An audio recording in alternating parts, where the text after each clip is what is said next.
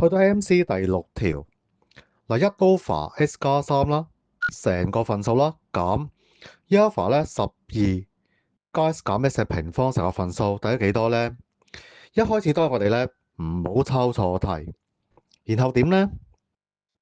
第一個份數咧照抄啦，中間嘅減號照抄。嗱，留意第二個份數，分子都係1啦，分母抽個負出嚟，變到負啦，乘開弧咧係2次方減 x 再減12，三分弧啦，然後成個數咧揾中弧包住佢。嗱，留意啦，當我哋個分母咧抽個負出嚟嘅時候咧，我逐步咧 check 清楚咧，究竟呢啲正負咧有冇做錯嘢啊？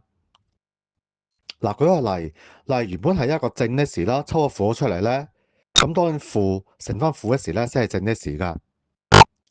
好啦，然後點咧？第一個數都係照抄1 over S 加3啦，然後點咧？減一個負數即係加1 over。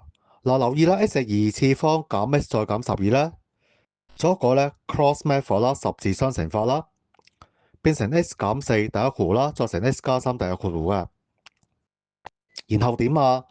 我係通分母，將第一個份數咧分子分母咧乘一個弧 x 減4，所以變成咧1乘 x 減4啦 ，over x 減4第一弧啦，再乘 x 加3第一弧啦，等於咧第二個份數咧係照抄。然後點咧？呢個係同分母份數，咁直接做加減啦。